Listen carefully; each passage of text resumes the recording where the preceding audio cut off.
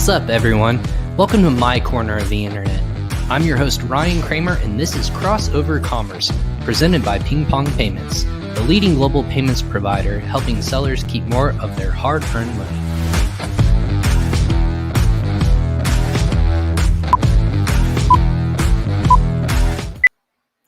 Good morning, everyone. I'm your host, Ryan Cramer, and welcome to episode 88 of Crossover Commerce, presented by PingPong Payments. Today's episode is titled Localization and Cultural Customization of Digital Content. Thanks for watching us on Facebook, YouTube, LinkedIn, and Twitter, or if you're listening to us via download later on, thanks for downloading and listening to us on Amazon Music, Spotify, Apple, Google Podcasts. The list goes on and on and on. Wherever you listen to a podcast, I'm going to be there. Just search Crossover Commerce, presented by PingPong Payments, and that's where you can listen to all of our new content. We have lots of content coming out today on the audio format, so make sure you tune in and ring the bell notification and subscribe to those channels because you don't want to miss a single episode of content that I'm pumping out. But do me a favor, if you're watching this on social media, go ahead and follow, like, and share these platforms on social media. The bell notification at the bottom right-hand corner will notify you when we go live. I bring on about 4 to 5 guests per week to bring you the greatest minds in the Amazon and e-commerce space. And today's no exception, but you don't want to miss any of those episodes live because this is a live show. We actually invite our audience to ask questions if they have something specific on their mind or if they want clarification. We will see those and we will be able to answer those live here on the air. If you happen to miss us live on the show, you can obviously ask your questions and just tag myself or my guest in social media, and we'll be able to answer those questions from there. That being said, a little bit about our guest today. I'm really excited because this is not somebody who frequents the space and where a lot of influencers and experts in the space are typically running around on YouTube. He's actually a doctor and professor at St. Louis University. So I'm going to go ahead quickly introduce you. He is currently an assistant professor of international business at the Boeing Institute of International Business at the Chaifetz School of Business in St. Louis University. His research areas of interest include international e-business strategy, localization, and cultural customization of digital content, the application of AI in international business, and the political economy of international trade and finance. Wow. Mouthful for me saying that, but just so much information from there. He is actually also the author of several statistical programs, scholarly articles, a textbook, multiple book chapters, and he has also provided consulting services on e-commerce and e-business strategies to several companies and organizations around the world. His research efforts have been supported by grants from Qatar National Research Foundation, the Chaifetz School of Business, and St. Louis University. He also holds a Ph.D. in policy analytics and administration, specializing in global trade policy, professional MBA with emphasis in international business and finance, an engineering degree in applied statistics. I feel like not the smartest person in the room, but I am very happy and fortunate to have Dr. Benmamoun of St. Louis University on the podcast today. Dr. Mamoun, welcome today. For having me here. Thank you. Yeah, no problem. That is quite the resume builder if I've ever seen one myself. So congratulations on all your success. I have personally, to be upfront with all my audience, and if they've listened to the show before, it's a lot of people who are selling on Amazon or have a service industry that is helping people sell and grow on Amazon. You are the first educational scholar I've had on here to talk very much just numbers and what society is telling you. So obviously I read your resume, but for people who either do know you, have heard of you, or just want to know a little bit more how you got into this space, what was that journey for you to kind of get into this international localization, everything that you're studying and even teaching now? Yeah, I mean, it was quite an interesting journey. First of all, it started with where I was born. I was born in a city that is very international. We have tourists come in from all over the world on a daily basis. People in my hometown, they will speak so many languages, and I'm one of them as well. And where are you from, by the way? I am originally from Morocco. Okay, Morocco. Very And I cool. was born in a city that was actually conquered by the Romans at one time. So we have a lot of touristic monuments and stuff. So that was my first encounter. So I was on daily basis actually interacting with people from various parts of the world. And then when I got into my degree was mostly on the on statistics, the decision science. Then I was, my degree helped me a little bit read the market and read what businesses are looking for. So I worked with the Chamber of Commerce, and the Chamber of Commerce opened my eyes into the world of business and stuff like that. But mostly, I was assigned to work internationally, and all it's at that time in the 90s, it was mostly on e-commerce at the Mediterranean level. So that was my first interaction with e-commerce and traveling around the world, working on this area as well. So then I decided after that, I say, you know what, if I really want to succeed, I really have to push the agenda a little bit and get an MBA. So I got my MBA, and I wanted to focus on something that I feel I am comfortable with, which is my international business experience. But I'm also interested on finance. I like numbers coming from statistics. So I got into the currency stuff, and I'm very blessed. Thank God for it, because all these elements came together on e-commerce, because you cannot talk about e-commerce without talking about the financial aspect, the business aspect, cultural aspects. So all these things came beautifully together. Then on my PhD, I decided, you know what? I am so much focused on the business side of it. What about the government side, the policy side of it? So I decided to focus my doctoral degree on policy analysis, which is also like the statistical part of policies.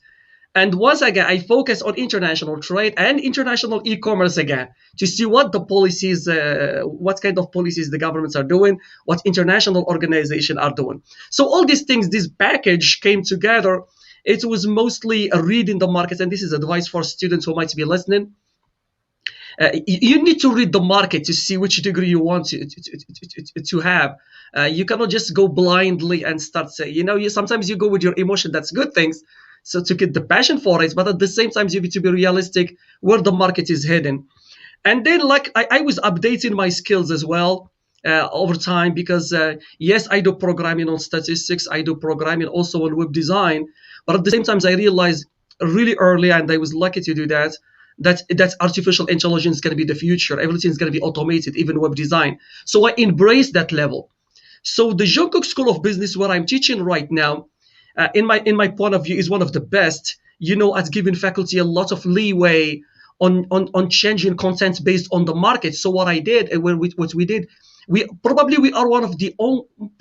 the only university in the US that teach an international e-business course with cultural customization and localization.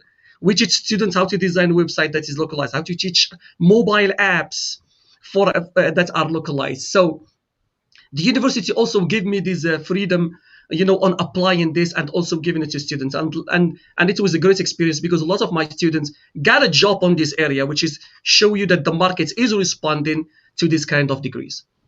Absolutely. So you were looking at data, and you kind of used numbers in where lots of people were flocking to ahead of the time. You saw it back in, when you were a child, when you were growing up, and now people are really starting to take e-commerce not just as a luxury, but now it's a necessity. Correct? You're specializing not just in the United States, clearly, but in other countries around the world.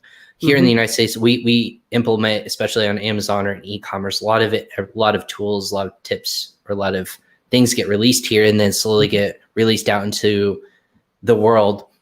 Where are your specific degrees of, or your areas of expertise in the world for people who may not know? Like, localization can happen everywhere. Do you particularly focus on a certain part of the world? Yes, absolutely. Actually, I started my focus on the Middle East because of my familiarity with the region, and also the language skills I have. I speak Arabic, I speak French as well, a little bit of Spanish, but English, French, and Arabic are very popular in the Middle East. When I say the Middle East, by the way, I include North Africa. So North Africa, the MENA region, North Africa and the Middle East. If you go to Morocco, Algeria, Tunisia, they speak French. as well as the second language or third language. And then you have countries in the Middle East is mostly Arabic and English. So having those language skills has made my life easier. I went to the region, I did research in the region, I collected information. And also, just we're going to be talking about localization, of course. Localization is adapting your website or your digital content, whether it's a website or an app or a software or whatever you design, is adapting it to the locale where you are doing business. That includes culture, politics, everything. And so I did a lot of research in the Middle East on the political, economic, and the business side. So the e-commerce, the switch to e-commerce side was easy for me, because when I say that you have to customize your website, well, you need to understand, if you're going to create a website, let's say in Saudi Arabia, you better understand what are the policies for web design, for web content or digital content in general in Saudi Arabia. There are some pictures you cannot post. There are some content you cannot talk about. You see what I mean? So each country has its own restrictions and its own moral values and its own cultural values, and even colors, for instance. For example, people in that region have specific specific love to certain colors for religions or cultural reasons. So you have to understand those as well. So for the Middle East, being originally from North Africa, from Morocco, and also with a lot of with the history of research about the Middle East, that made my life easier to start with the Middle East on localization. However, I am expanding a little bit further to other markets, and my next destination will be actually Africa, because Africa is becoming the next frontier in international business. Yeah, I would agree with that. I think Africa is definitely a nation. That in South America, a lot of people haven't cracked. I say cracked. They haven't been able to figure out. Again, I think a major part is probably localization and culturalization, just because of, like you said, there's so many assets that you have to think about. Here in the United States, none of that really truly, I think, affects us too much in terms of like whether it's religious aspects or color. None of that, I think, applies in a more forefront, unlike other cultures around the world. And you made even a point of like colors with certain products. So when businesses are coming to you and they're saying our expertise is not in these areas, you gave a short laundry list. You said color, you said picture. What are the other kinds of assets that you have to look at, almost like a checklist, if you will, of making sure that these are all compliant so that you don't either offend or you don't offend one way, but also you could stand out in the other? Actually, there are so many areas. I just mentioned a few examples. And also just to, I talked to so many businesses here in the US, and they assume that localization and cultural customization is only for international audiences. Actually, that's a misconception. Okay. Because we have a lot of ethnic groups here in the US. For example, one of the most powerful actually segments in the US is the Hispanic community. And the Hispanic community, they speak Spanish, they speak Portuguese as well. Well, that community have a very strong purchase power. They shop a lot online. However, they are different in terms of consumer behavior. So even when you design a website targeting, for example, that community, you will have to adjust your website. I am from St. Louis area. And in St. Louis, we have the largest Bosniak community in the world after Bosnia. The largest in the world after Bosnia. Okay, they are dominantly Muslim. You see? So here, let's say you design a website targeting, let's say you are, for example, Walmart or Schnucks or whatever, targeting St. Louis audience, you might want to take into consideration that there are some different ethnic group. It could be the Bosniak community, it could be the Jewish community, it could be any other community, or the Indian community or the Pakistani community. So when you design your website, you have to keep that in mind. Let's say, for example, next week we're going to have Ramadan, which is the holy month for Muslims. If I was consulting right now, Walmart or Schnucks or Target, it will be smart on their website right now to put some segments targeting that audience. That's going to increase loyalty. That's going to increase your marketing appeal. Unfortunately, many businesses, they don't have that mindset. They still have not embraced localization, and they haven't also captured the powerful marketing value of doing it. For example, a Muslim audience, which is big in St. Louis, for instance, when they see that a company is actually caring about their faith and caring about the celebration they will be celebrating in next month, that's going to help a lot with the customer loyalty and even purchase intention.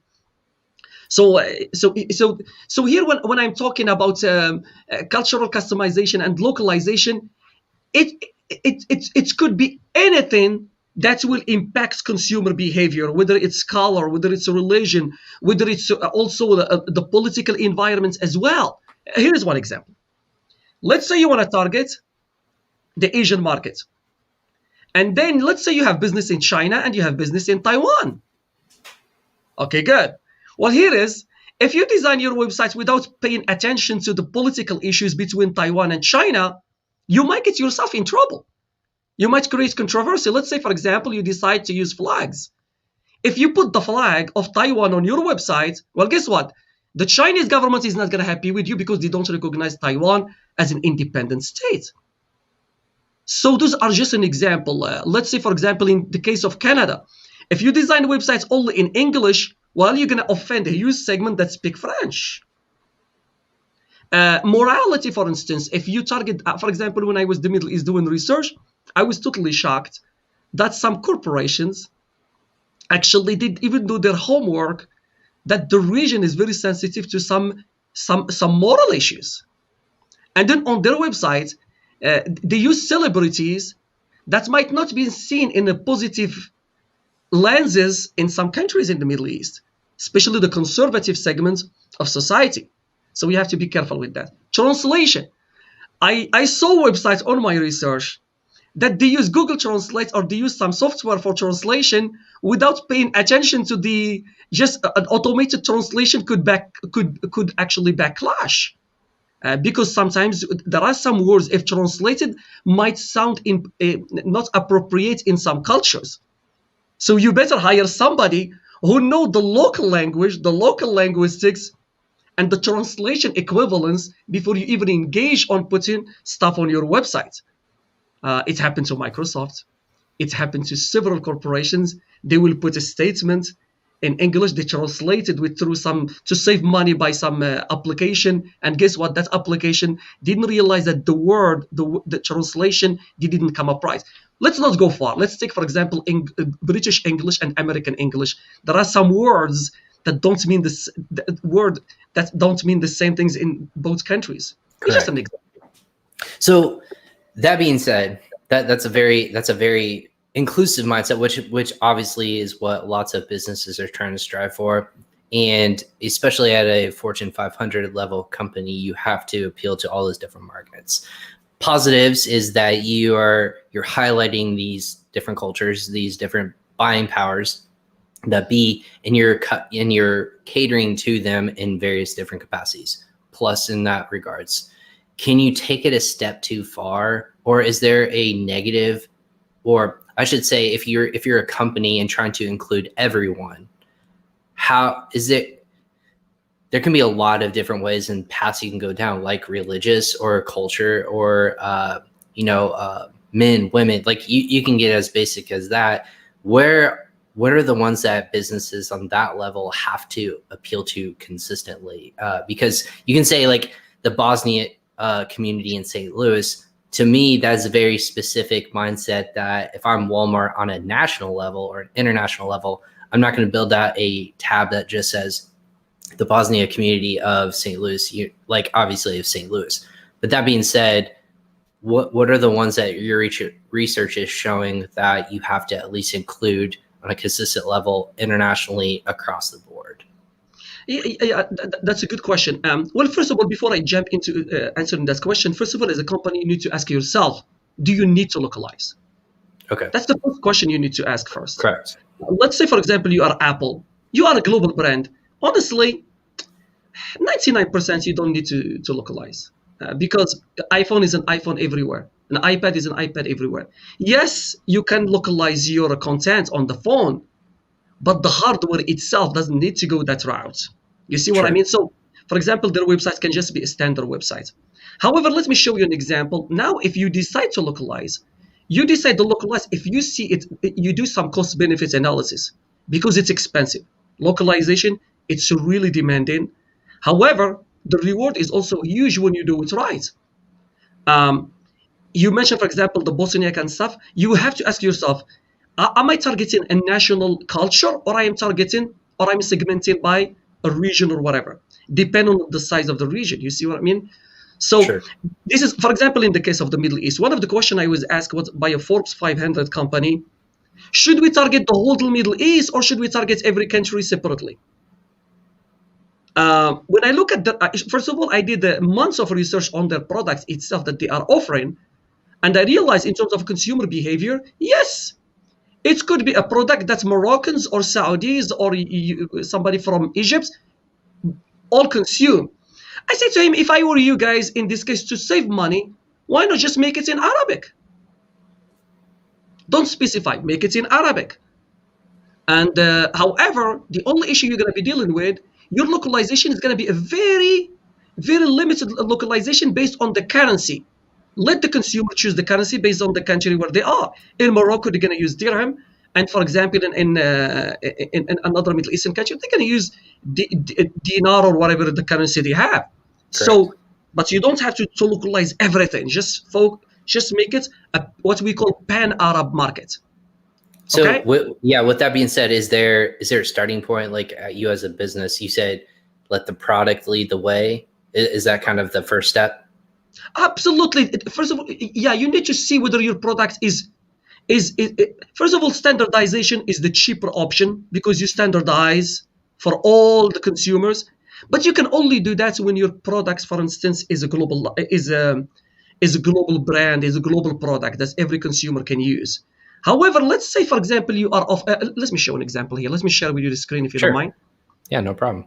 And for people listening, I'll be more than happy to describe it along the way, and we'll make sure if we link out to this, we'll link to the YouTube video. So if you want to look at this in real time, Dr.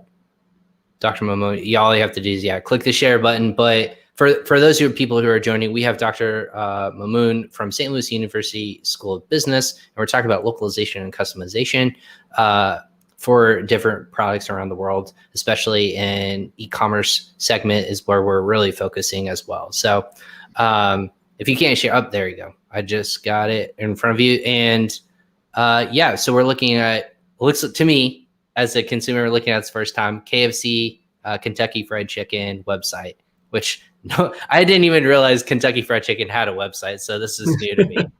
Yeah, exactly. Well, because this is the Chinese website for Fascinating. So is this their corporate website, or is this like a e-commerce version where you can order online? This is for consumers, and this is actually in China, one of the largest e-commerce in the world, if it's not the number one.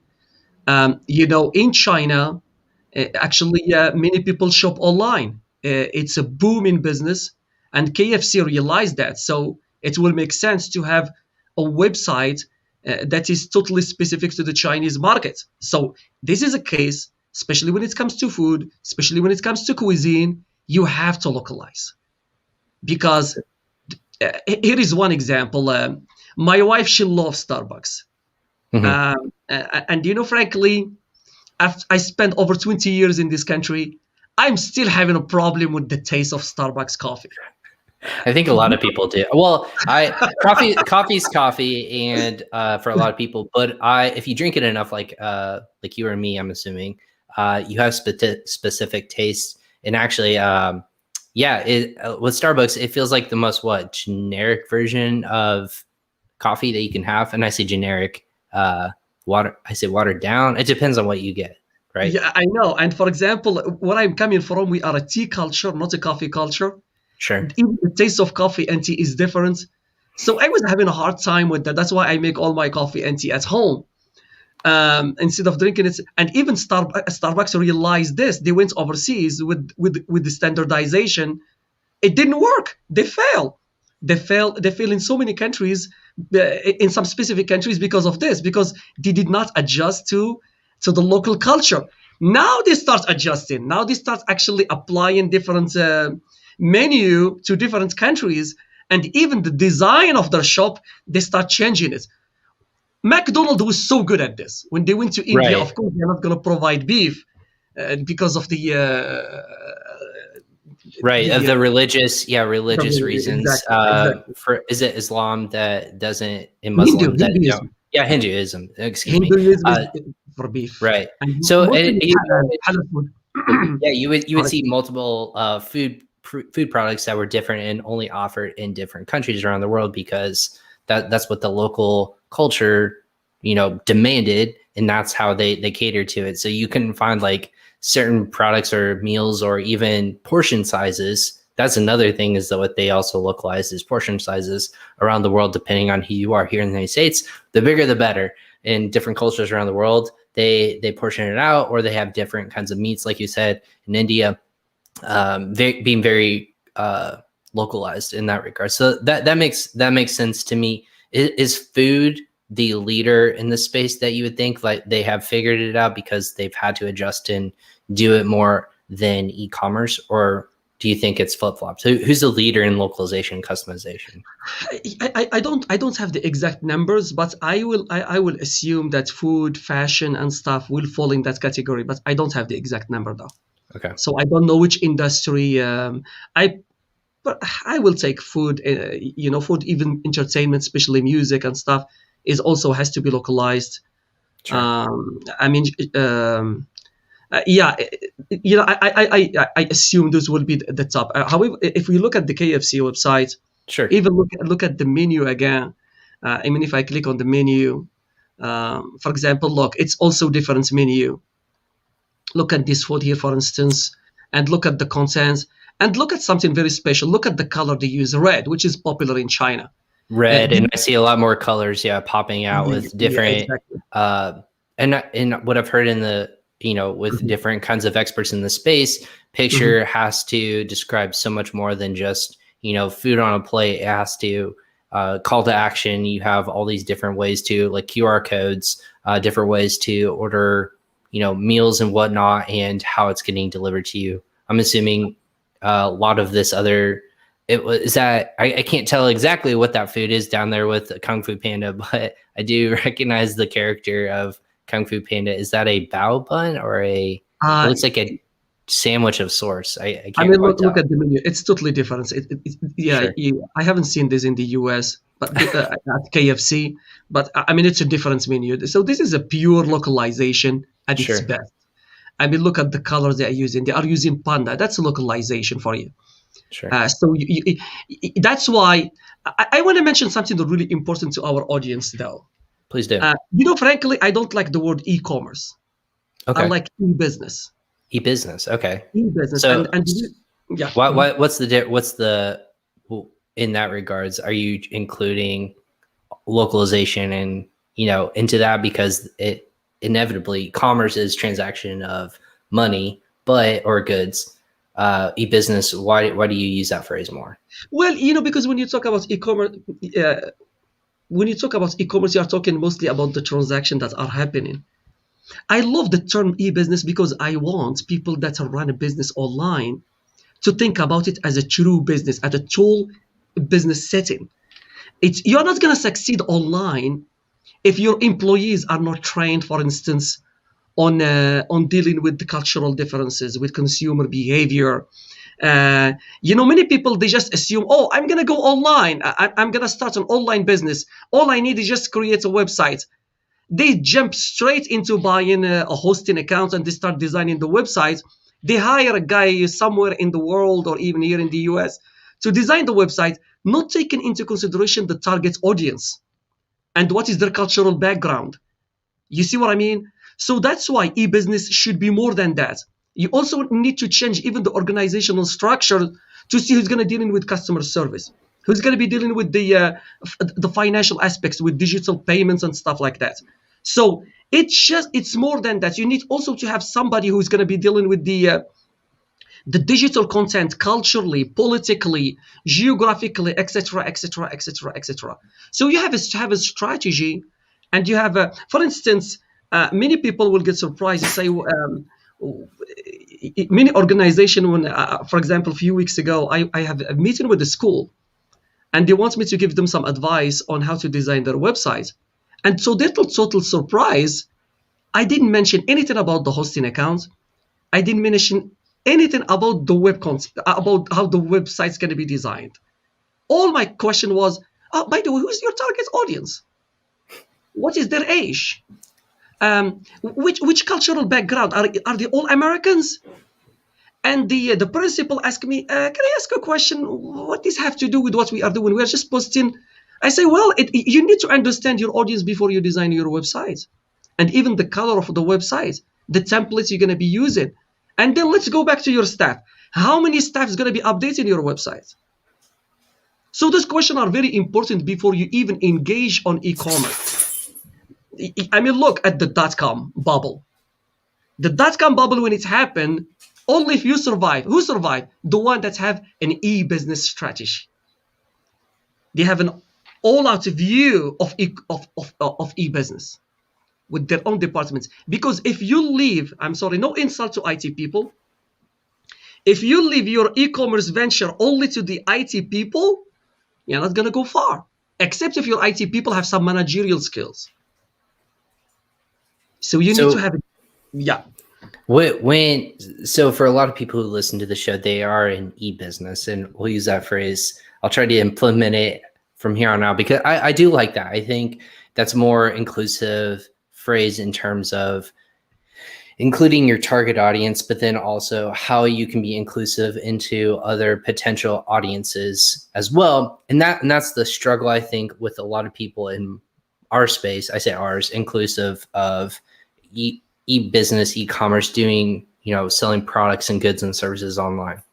A lot of people are trying to figure out how to best talk to local audiences. I know on our website on PingPong Payments, we offer different products and suites on different in different cultures and different languages. So on the top of the page, if you select Chinese market, or depending on your IP address, you can get pinged to that different website, and it will offer a localized website in different languages, different offerings and products and services that we offer depending on where you are in the world. Mm-hmm. So that being said, I'm going to give us a nice little check mark for being localized in our marketplace.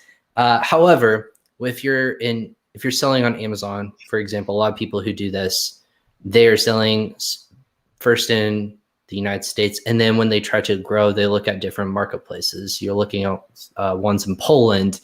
You're looking at ones that just opened, just specific in Amazon.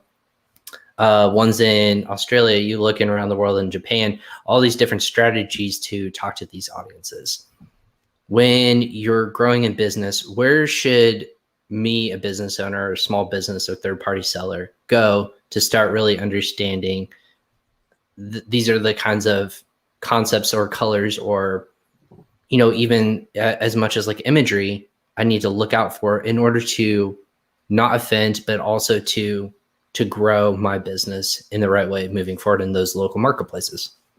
Very good question. The first starting point is actually look at for example, if let's say you target China, the first starting point, look at Chinese companies that are very known and look at their websites, how it's designed, just to get an idea and compare it to yourself, to your own website, see how they are designed, how the content is designed.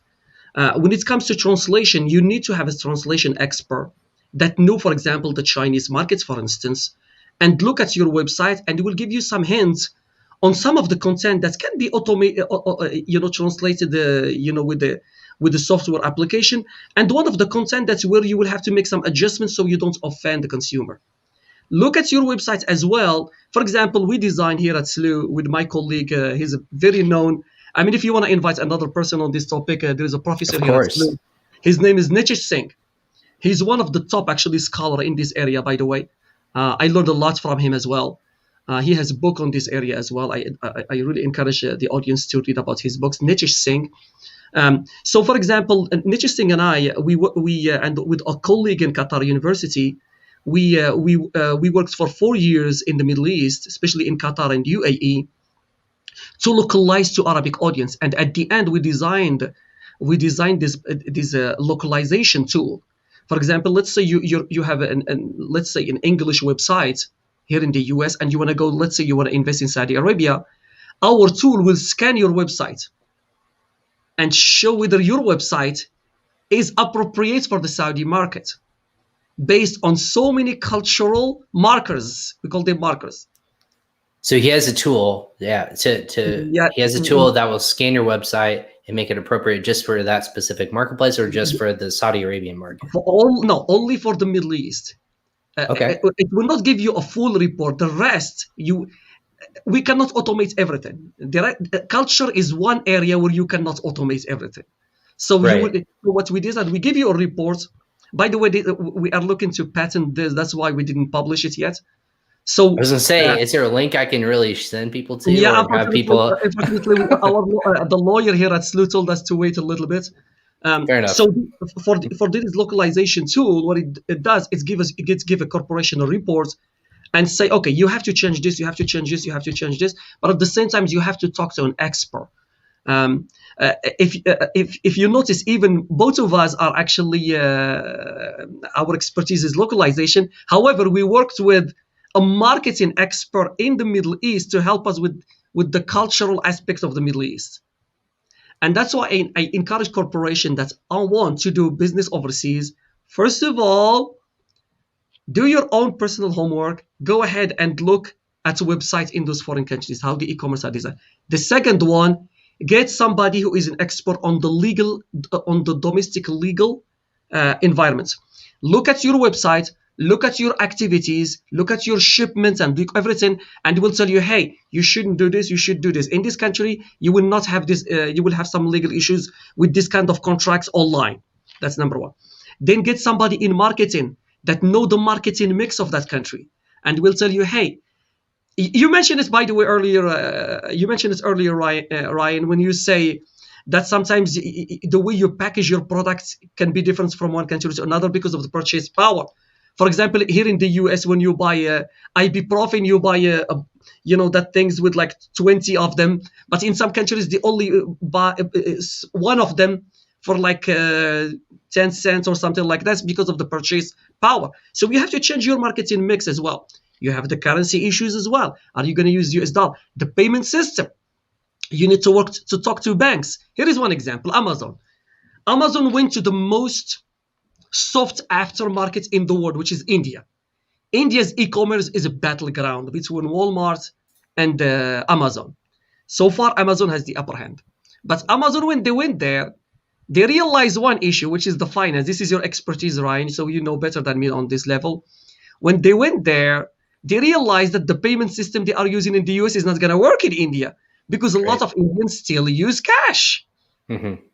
So and that was something that Amazon actually had to figure out, and partnered actually with, this was a year or two ago. I think it was with, not Wells Fargo. It was with, it was a local wiring company where you can purchase product. This is the thing with e-business, right? Is there's such a big sliver of the economy that doesn't have a credit card.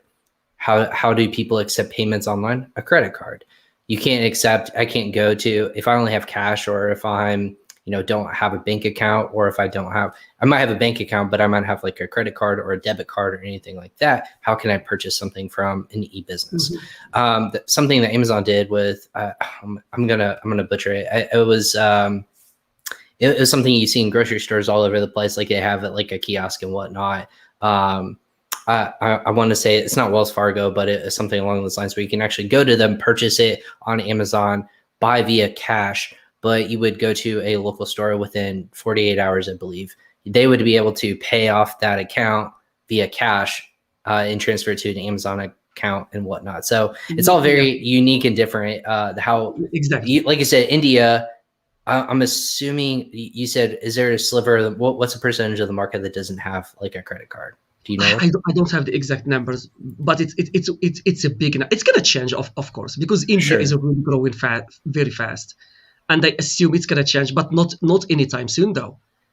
Cash is still king in India, and it's a gigantic market that actually on pace to even overtake China, and then so Amazon, they decide, as you explained, of course, and they use cash on delivery. Well, that's cash on delivery. They have to put a whole ecosystem to handle it because there is security issues. You have somebody to go with a motorcycle, or I forgot the exact name, what they call that vehicle that they use for cash on delivery. So they will give the merchandise and the person will pay in cash and stuff like that. And then here is another area which is interesting. For example, mapping. Here in the US, for shipments, if you promise to ship on one day, yes, because the mapping here in the US is it's so sophisticated and it's so easy to find. But in some countries, good luck with that. Good luck finding the exact address when you do shipments. The system is not highly sophisticated and stuff like that. So Amazon and other corporations, and that's why, by the way, Ryan, I say it's e-business, it's not e-commerce, because what Amazon has to invest on has nothing to do with the website. It has to do with the delivery of the products, the shipments of the products, the logistics and stuff like that. And Right. Amazon, they are also using their political power as well, to influence, some foreign governments actually to upgrade their infrastructure. They are also helping on this level as well. Yeah, Western Union was I did a little quick Google search. Western Union is who they partner with. So that would be going with them, sending cash to pay off their account, and like you said, delivering upon that. But that's fascinating because I don't think a lot of people think about that as e-business grows around the world. We're all fortunate enough, like you and I, we have the ability for internet connection. We have potentially, probably more often than not, a smartphone. We have a digital currency ability to pay funds directly, because there was a point in time not long ago, within the last 20 years, where people were just skeptical to even put in any sort of payment information online, let alone just tapping and everything saved to apps, any sort of like no touchless technology. Now money has changed, business has changed, but that whole like end of the funnel is the customer. If the customer doesn't have access to one of these, how is your business going to get in their hand? So you can say, I'm only an e-business commodity. I only sell on Amazon. Okay, but how do you get your goods to them in that marketplace? How are you going to accept payment? Are you being, all these different things, which I'm assuming that you kind of like touch and even go more in depth on as well. What's a good e-business in your mind that does it every single time, they're doing it the right way? What would be an example in your mind that is the cream of the crop? The first one that comes to my mind is IKEA. Really? Okay. Has been an outstanding. And what is that? Yeah, for a long time I've been, following IKEA. That company, first of all, when you visit their website, they use what we call, a global gateway page. On that global gateway page, what they have, they have the country. You have to select the country name, okay, from the list. And what's amazing about IKEA, the global gateway page doesn't have the name of countries in English only. It has in the local language. Right. Here is one example. My mom doesn't speak English, okay? Even if my mom goes to the gateway page, she will realize that there is, for example, the Arabic language there. She can read it on the name of the country. You see what I mean? The global gateway page was well designed. And then when every country, the website is not necessarily similar to another country's website. So they designed content based, for example, if you go to the Middle East, let's go back to the Middle East. And Ryan, your expertise is finance. Well, one thing about the Middle East, which is right now is a strong concept, is Islamic finance. Many people in the Middle East who are extremely rich, they don't deal with interest rate. They like interest-free transactions because it's forbidden in Islam to deal with interest rates. So many consumers in that market, they will prefer things that has 0% interest rate. So IKEA was very smart. When I look at their website in the Middle East, I noticed that one of their big advertising is 0% on the transactions. If you buy something, you can pay over time, it's 0%. That will encourage many Muslims consumers in the Middle East of actually shopping on IKEA. In addition to that, here is one example. The things about this, now this starts you in geolocation. The previous landing page was, you see that? Yeah, But I had to go. So what I had to do is when I went to their website, it pinged me by IP address. But then what I asked it to do is change my country, and these are the different .us, .ca, look at in French. Look at French. Français, français. Okay. You see that they didn't say French; they say français. So then I can go directly to. There we go. You see go to. français. There we If go. you for I have to example, click go Croatia, to. it's going to be Russia. It's going to be on the so And their in website. Canada, yeah. For example, this is Canada. Look, they have the French language as well. Élargissez votre espace extérieur ici. They have different. They have the content. I mean, if you go down a little bit, you might even see some pictures that are reflective of the culture in Canada as well.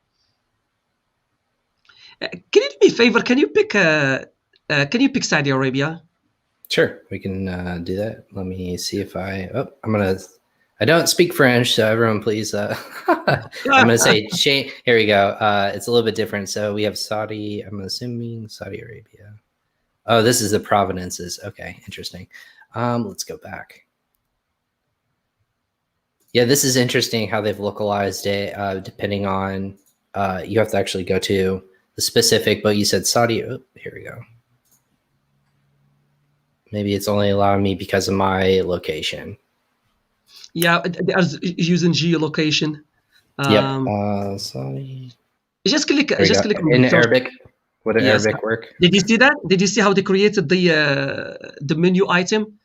It's in Arabic. Al-Arabiya. You see? So which one is it? Would it be this one or would it be the let's select the first one. The first one. No, at the top. Yeah, this one. Thank you very much. Mm-hmm. Let's go to there.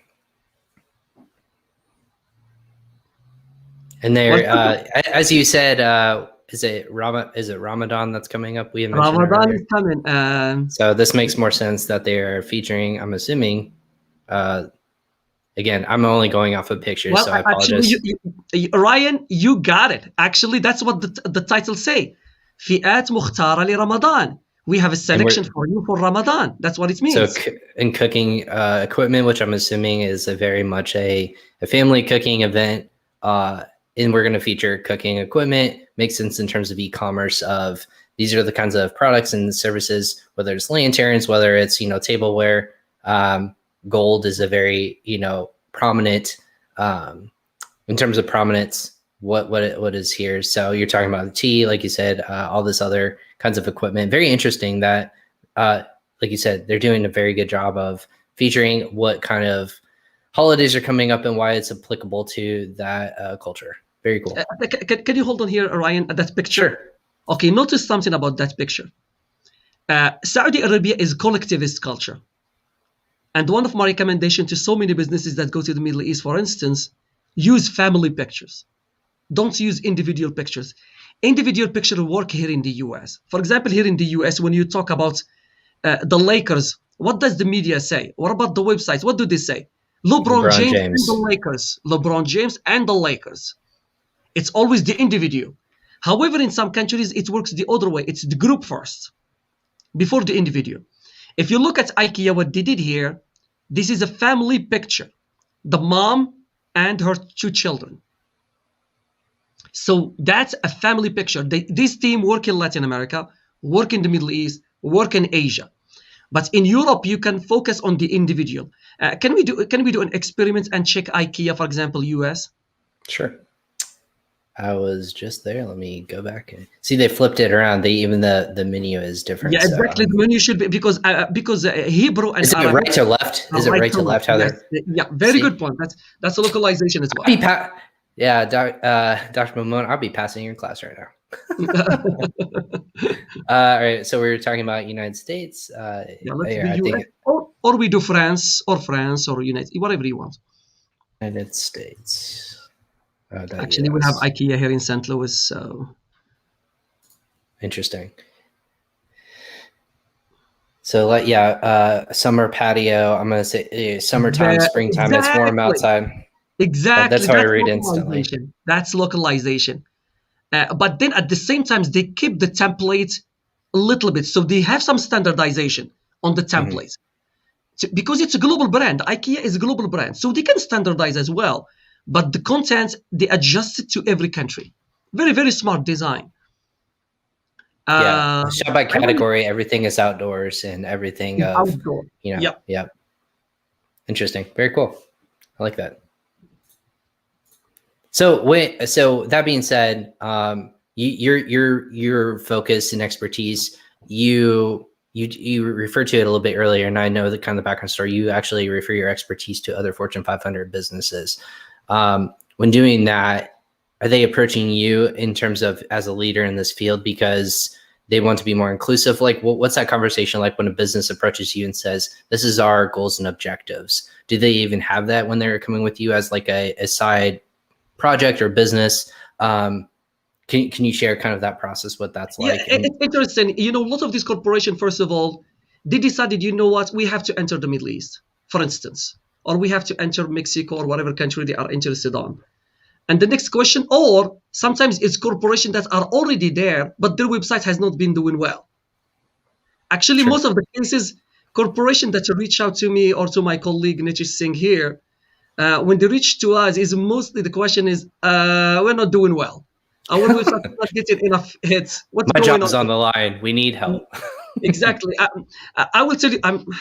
I will say it here on the media, but I did the homework to my students. I told them you're going to go to Starbucks website internationally and rate it. These are my students after teaching them this class. Actually, Starbucks got almost like D from most of my students in terms of localization. Actually, I contacted Starbucks, but unfortunately, it was very hard to reach out to them. This was like 3 years ago, though. I'm not sure about now. Maybe I should do that homework to my students.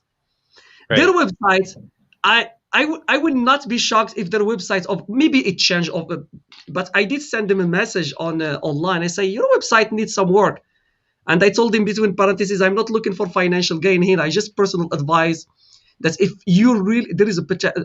I mean, it's amazing. I wish Starbucks listened to my advice 3 years ago when I sent them that message. I hope they did, and if they didn't, they will have regretted. Why? Because during the coronavirus, many people start shopping online.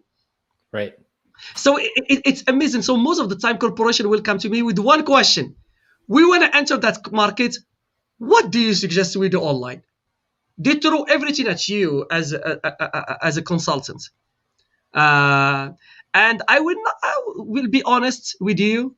It has been challenging because sometimes there is one meeting I had one time with a company when the gentleman who met me was a CEO, but unfortunately, he had everything set up in his mind how the website should be, but honestly, I have to find a diplomatic way to convince him that I need to talk to his marketing people. Great. It took me 1 week to convince him about that in a very diplomatic way, because what he was asking me is not going to work in that market. He is an American guy making decision about a foreign market, but he's not involving because he thought web design is just web design, it's just a website. What can we do about it? And by the way, this is not a big corporation, it's a small business. So luckily, when I met with the marketing people, then things start going smoothly, because the conversation was not about the website. The marketing person was not even a web designer or anything. I told him, I don't want to meet with your web designer. I want to meet with the marketing person first. We had that conversation. What kind of consumer? How is your products? Can you tell me about your products? How it's consumed? Can I see your manuals? He was surprised when I asked him about the manual. I saw the manual. I say, well, for some countries here in the US, Americans still like to do things themselves. But in China, because of cheap labor, they don't want to do it themselves. They like somebody to do it for them. And IKEA learned this lesson the hard way when they went to China and they went to Japan. For example, Home Depot failed in China. Why? Because in China, the concept of do it yourself, it doesn't work. It's a cheap labor. Here for American, it makes sense. You see what I mean? So I told them, show me the manual. The manual was in black and white. And it was only a few explanations. I say, well, this should be localized to the marketing person. I told him, this should be localized. I say, why? I say, well, the country you are targeting is huge on uncertainty avoidance. And they want everything to be clear to them. How to design this? how to put it together, how to consume it. If I were you, I will even create a video for that market. Don't use a printed manual. Use a digital, use actually a video manual. So I told him this market. Yeah. Yeah, go ahead. I was going to Ryan. say a lot of people aren't even thinking about when it comes in your house, like how are you even describing putting something together, like simple, straightforward pieces. And most of the time it's just a simple picture and it's just language. But you're saying even take it a step further, if someone needs help and support, whether it's go online for, and I've actually seen it with certain products, you can actually download the video of how to, they'll send like a QR code of, you can choose which language and how to put it together, and they will walk through step by step in that local language and localize the video content. So I think that's even a step further and above and beyond what, sellers, but also as e-business kind of evolves, how you can incorporate, that customer approach of, this is our business, we want to walk you through. If you need a step-by-step approach, that's fantastic. If you just need pictures and more focused on that, or if you need just kind of an like a quick how to put it together process, even as detailed as that is fascinating to me, that businesses will have to evolve and grow as e-business grows and develops, because it's not go to your local hardware store or like go to a store and figure it out and ask somebody themselves that can be that expert. So yeah. Yeah, go ahead. I just want to add something important. So I have the conversation with the marketing person, and then we invited the web designer and we start talking how to adjust the website to these markets, how to design. Because even the web designer doesn't have lots of information how to design the website in the right to left languages, from right to left, not left to right. That was a challenge he has to deal with. And what was interesting was a comment I made to the web designer that was interesting. I said to him, do you know that the markets you are going to, many people don't use laptops and desktops. They use cell phones. The smartphone penetration is over 100%, is over 100, which means people have more than one smartphone. People will be shopping on their smartphone. So is your website responsive? Correct. Forget about the desktop version, forget about the laptop version. Look how your website is going to look on a smartphone. So this is the conversation that we also had. And as you see here, it's e-business. It's not e-commerce. It's more than, you have to involve so many people from finance, marketing, and even accounting, by the way, in this endeavor. Absolutely. Just receiving the currency in local forms as well. If it's whether it's PayPal or whomever, like you're receiving funds from on a consumer level, you want to make sure that you apply and be inclusive in that regards. My final question for you, Dr. Mamoun, is, can you over localize to a point of getting in trouble as a business? From a PR standpoint, can you get in trouble from trying to be more inclusive in terms of targeting? Because I've seen businesses get in trouble of, hey, we want to really be specific in our ads and how we're targeting demographics. And even Google and Facebook are kind of taking a step back to give such insight into a consumer's behavior or lookalike audience that they're kind of taking a step back and trying to be more broad in their messaging. Just because like you can target specific zip codes and almost get in trouble that way of, I'm only targeting my products or services to minority groups or different religious organizations, depending on what part of town you might be in. Is there a way to get in trouble from localization? I'm curious to hear your thoughts. Absolutely. And that's why you need to have a very deep understanding of the local culture. And there is a new concept right now, it's called hyper-localization. When you go a little bit deeper than just localization. And this is a really great point, Ryan. I'm glad you mentioned it. Here is one example. When Starbucks went to Saudi Arabia, they have to change the logo because the logo is not accepted in Saudi culture. It's a form of is it a goddess? Is it a Greek goddess? I forget what goddess it's supposed to represent. Yeah, something like that. And it was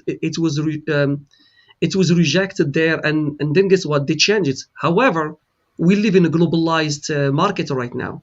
Whatever you do in one country is going to be on the news in a few minutes or even less. So what happened? Many people were outraged that Starbucks has to make changes, for that local culture. So, once again, when you look, I mean, I don't want to get into politics in this forum, but Sure. if you look at here in the United States, for instance, right now, with all there is a racial tension in the U.S. and the corporations right now are so careful how to handle it. For example, let's say, for example, about selling guns online. I mean, about marketing guns online. I mean, I remember the challenge that Walmart and other retailers were dealing with, because there is one side of the U.S. They think it's part of their freedom, and there is another group, they say no, it's harming Americans. So now you have two ideologies colliding in the U.S. and it's getting really tense. As a corporation, where are you going to put yourself? Because you're going to anger one of your consumer base there. One of them is going to be angry at you. So Right. that's why, and the same happened. For example, when McDonald's went to the Middle East, they have issues between the Palestinians and the Israelis as well. They find themselves in a dilemma there, how to handle this situation where there are two conflicting cultures, and this goes beyond culture. This goes even to politics. Yes, when you deal with localization, you have to ask your question: what I am doing is, how far I can go.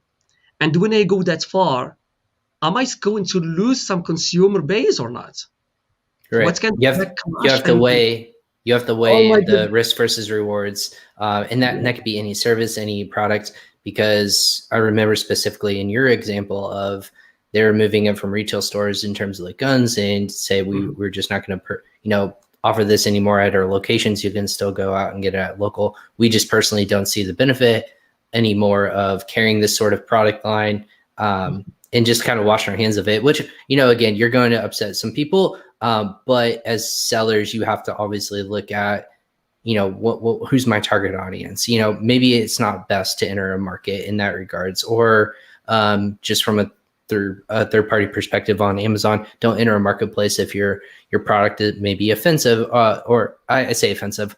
It doesn't fit in a culture, and ultimately you have to go in that kind of depth to be successful as a business owner, or even as a corporation. But I appreciate you kind of insights on that. I know we can talk a little bit all day about that, but you're a busy person. You're doing research and you're continuing to inspire the great minds of St. Louis University, but also one of my friends as well. I'll say I was appreciative of him making that introduction as well. But for people who He's a are great want student, by the way. I'll make sure I text him after this and inform him, like, hey, by the way, we just had an hour-long conversation only talking about you. If he's not watching right now, but he's an avid listener of the podcast, so I appreciate him connecting us. And for people who might want to like look at your research or kind of pick your brain or learn more of either a corporation or on an individual level, if they have products they're selling online, what's the best way to maybe get in touch with you or to learn more about like what you're doing? You have research out there or books available. Is there anything that you would leave our listeners or watch our viewers today with? Yeah, absolutely. I mean, if they want to reach out to me, all they have to do is just actually Google my name on SLU website, Mamoun Benmamoun. There is a website with my resume and my contact information and my email address as well. They can just reach out to me from there, as well. And then if you go to People Finder under SLU, you will see my name, and you can contact me. I'll be more than happy to assist. If you have any question, even if one of the audience have any question about the topic of today, they can reach out to me as well. I'll be more than happy to assist.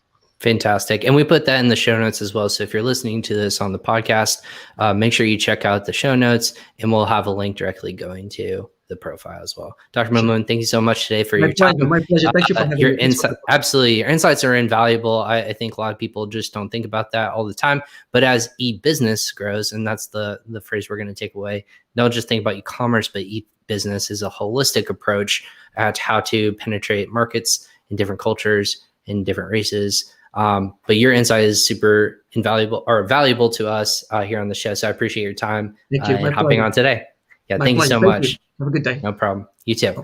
Thank you so much, Dr. Mamoun. Again, he works at St. Louis University as assistant professor in the business school. There, we talked about localization and cultural customization of digital content, not just for Amazon sellers, but also businesses who are looking to grow on e-business. Again, I want to thank him and everyone else who is watching today and submitted questions or thoughts. Thank you for watching us live on YouTube, Facebook, LinkedIn, and Twitter. And then also, if you're listening to this, go ahead and rate us on Apple Podcasts, Amazon Music, Google Podcasts, anywhere, again, where you can listen to a podcast. I'm Ron Cramer, the host of the show, Crossover Commerce. This is episode 88, Localization, Cultural Customization of Digital Content. We'll catch you guys next time on the show.